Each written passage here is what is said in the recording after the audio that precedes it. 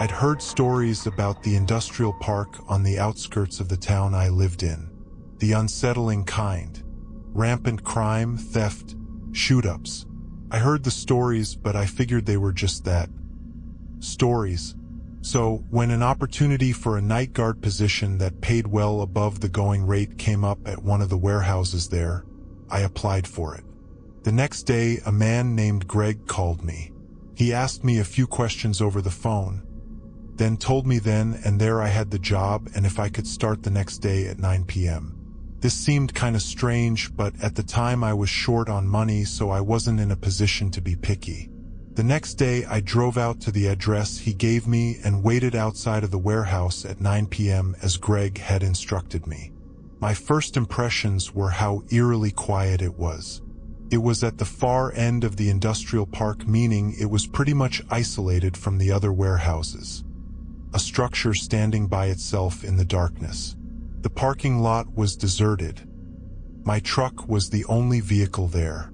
I didn't even have a number to call Greg on, since he'd called me on a private number. I was beginning to think this was a setup when I heard a creaking behind me and turned to see the warehouse door open enough for a shadowy figure to step out and shine a flashlight at me. It was Greg. He was a rather small man with thinning gray hair and a sharp stare. He told me that I just needed to patrol around the perimeter of this warehouse, and if anyone showed up, to scare them off. Then he passed me his flashlight, and as he finished locking up the warehouse door, he looked at me and in a serious voice, told me never to try and step inside the warehouse.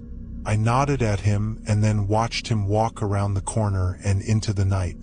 I found this strange as I didn't see another car there and he couldn't be walking home, since there were no houses around for miles. I guess I just shrugged off the weirdness out of my mind and got on with the job. I never saw Greg again, but at the end of each week, my paycheck went into my bank account like clockwork. Then one night during my 4th week working there, something disturbing happened.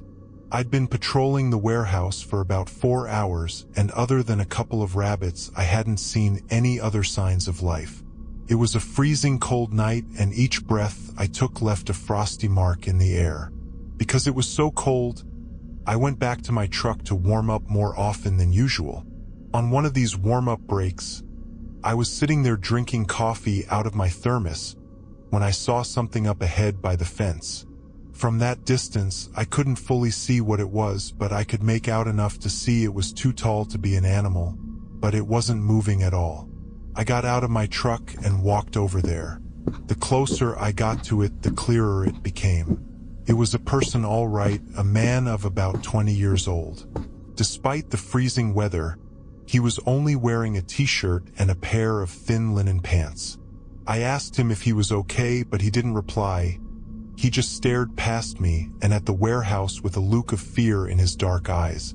I told him he couldn't be there, but again he didn't reply. Then I asked him if he'd come from the warehouse, and he turned his gaze to me and gave a single nod of his head. I didn't know what to do. The whole thing was really weird. And the more I looked at this man, the more I realized that despite the sub-zero weather and his minimal clothing, he wasn't shivering or cold at all. Nothing. He was completely unaffected by the weather. Regardless of this, I couldn't just leave him there to freeze to death, so I suggested he come over to my truck, have some coffee, and warm up. He didn't say anything, but when I started walking away, he followed me. I directed him to the passenger side, put the heater on, passed him the thermos, and wrapped him in a blanket I had in there. As he took small sips from the thermos, I noticed he was still staring over at the warehouse. His eyes would not leave that place, not even when he was drinking. The glint in his eyes showed me that he was terrified. I still needed to do my job and patrol the area, so I turned the ignition off and left him there. The warehouse was eerily silent as normal. I checked the warehouse door, but it was locked and I couldn't see any other points of entry. When I walked back to my truck about 30 minutes later, the passenger door was open.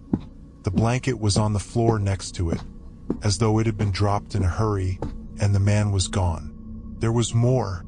I saw a red splatter of what looked like blood on the frosty ground. The bloody trail led towards the fence. The man hadn't been injured when I'd found him, so something must have happened after I'd left. I searched the area but saw no sign of him. Then the next day I received an email from Greg telling me that my role was no longer needed and my employment terminated. He paid me everything he owed me, and that's the last I ever heard from him.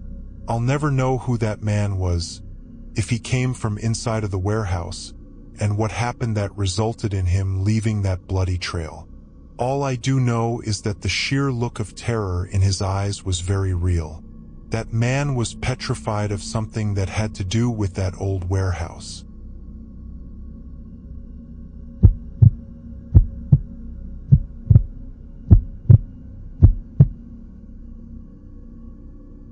I worked in a psychiatric ward as a psych tech, mainly handing out medication, meals, and checking on the patients, etc. My job meant that each day was different, and I never knew what version of my patients I was going to get. All it took was for one thing to trigger them, and then they'd lash out or throw their trays of food at me. It was all part of the job, and I was used to it. But the one part of the job that I never seemed to get used to were the night shifts. I had to do it at least once a week, and even though the medication meant the patients were usually sedated and slept through the night, there was something about walking along the motionless corridors in the early hours of the morning that always put me on edge. One night when I arrived at work for my shift, Larry, the staff member I was taking over for, seemed shaken up, and I noticed a gash on his arm. When he saw me looking, he immediately pulled his sleeve down.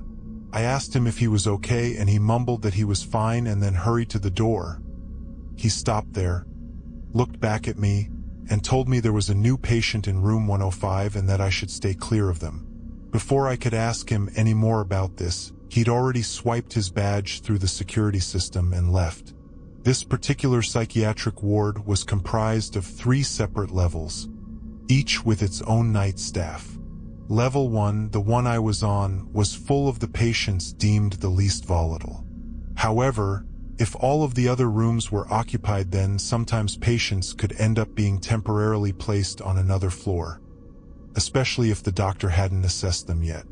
Room 105 was empty during my last shift, so I wasn't familiar with the patient who was in it now. As I walked along the hallway to do my checks, I looked at the whiteboard to see the patient's name. All that was written there was unknown. I peered through the transparent window and saw a young woman lying on the gurney, curled up and hugging her legs. She was facing the other way, so I couldn't tell if she was sleeping or not. I carried on walking along the hallway and checked in each of the rooms. On the way back, I again peered through the window of room 105, but what I saw made me jump off my feet. The woman was standing directly behind the door, her wild hair partially covering her dark, sunken eyes. Upon seeing me, she gave me this sinister scowl and then pressed her hand to the window. It creeped me out, so I walked past her room and went into the kitchen to get a drink and try and calm down. When I next went to check along the hallway, it took all my nerve to peer into room 105. I felt my heart start to pound. I couldn't see the woman anywhere in there. She couldn't have just left. It didn't make any sense. I bravely reached out and tried the door, and to my horror, it opened. It was unlocked. I rushed over to the office and phoned my supervisor, who was on the level above. Upon hearing that this involved the nameless patient from room 105, she sounded worried and told me to lock myself in the office and stay there until security arrived. I did as she said. I was shaking as I sat down and tried taking a sip of my drink. That's when I heard something rustle beneath the table. I started to freak out. If the patient was under there, then that meant she'd managed to follow me in there unnoticed, and that I was now locked in there, alone with her. I heard another rustle followed by a sinister-sounding groan. I tried to push my chair back as quietly and discreetly as I could without alarming the patient. When my chair was far enough back, I went to stand up, but as soon as I did this, a hand reached out and yanked on my ankle, sending me flying backward into the chair and then slamming to the ground. Pain shot through my body, and I looked forward and saw a pair of dark brown eyes staring back at me. On seeing me looking at her, she let out another scream and then began tracing something along my leg. I couldn't see exactly what it was, but it felt sharp against my bare skin. I didn't dare to move and just lay still. Waiting for the security guard to show up was one of the most terrifying moments of my life. Finally, I heard the sound of the door unlocking, and the security guard and my supervisor rushed in. They saw me lying there, and I silently signaled to them with my eyes that the escaped patient was under the table. After this, it all happened so fast. The patient let go of my ankle and I leapt for the door. I looked through the window and saw the guard restraining the patient, and which caused whatever it was she was squeezing in her bloodied hand to drop to the floor. It was a scalpel, which I realized she could have easily used on me. All dangerous items like that were locked away, so I don't know where she found it. My supervisor managed to use a syringe to sedate her, standard practice in extreme situations like this, and she didn't stop looking at me and snarling until she passed out. My supervisor tried to downplay the situation, but I could tell from her tense behavior and the uneasiness in her voice that there was more to the story than she was telling me. I don't know how she could downplay something like that, as I could have been seriously hurt. I don't know what happened between Larry and patient 105 or why he left her door unlocked. I never spoke to Larry again. I never spoke to any of them again, as I never went back to that psychiatric ward. It just didn't feel right coming back to work at a place like that. I don't know what happened to patient 105, but I will always remember her dark stare and her sinister scowl.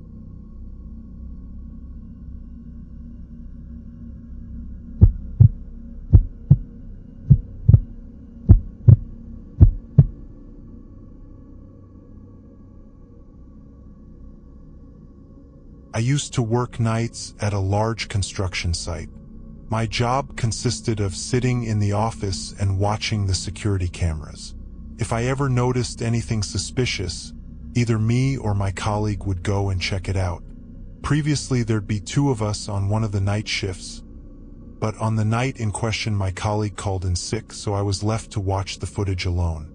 The entire construction site was surrounded by a high fence lined with barbed wire, and the gate was only operational by entering a code. I didn't think anyone would ever go to the effort of breaking into the site, especially since they locked away all of the expensive equipment. It was near the end of my shift. I had about 2 hours left. I was shifting my gaze between the 4 rows of screens when something caught my eye. The top right camera was black. I quickly rewound the footage and got chills when I saw it. A hooded figure appeared next to a pile of covered materials. They just stood there looking at the camera, their face disguised by their hood. Then they walked forward, climbed up the scaffolding, and waved at the camera before they stuck tape across it. I was frustrated with myself for not noticing this sooner. The whole thing lasted about 10 seconds. The masked figure knew what they were doing.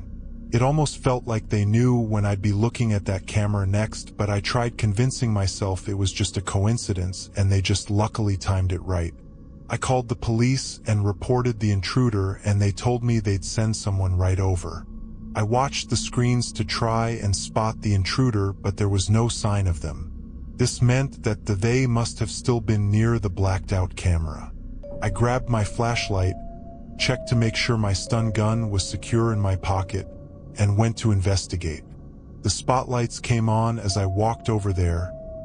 I couldn't shake off this uneasy feeling that I was being watched. As I reached the spot with the covered camera, I peered around trying to find the intruder, but there was no sign of them. I turned my attention to the camera and looked up at it. Something was stuck to the tape, but I couldn't totally make it out from down on the ground. I checked around me again before I began climbing the scaffolding to see what it was. As soon as I pulled myself up there and came face to face with the camera, I felt my stomach churn in dread. Stuck to the tape was a piece of paper with 3 words on it. "Run, rabbit. Run." I tore a section of the tape off, but before I could do any more of it, I heard something beneath me. Footsteps. I clung onto the scaffolding and stared down. Standing there looking up at me was that hooded figure. They waved at me and then walked over to the scaffolding, and to my horror, they grabbed it and started shaking it. I held on to the pole as tightly as I could, but the whole thing was shaking and I could feel my grip loosening. I tried to hold, but I just couldn't. My grip loosened and I fell and landed right on my leg. I heard a crack and knew I'd broken something. I lay there injured and frantic. The hooded figure was nearby, staring down at me. I gripped my thigh and tried dragging myself across the ground, but I was in agony with each movement I took. Each time I moved, the hooded figure moved too. They were mocking me, but that's all they did. Nothing else. I was so afraid that if I stopped trying to move, then they would do something to hurt me, but I got to the point where I was just in too much pain.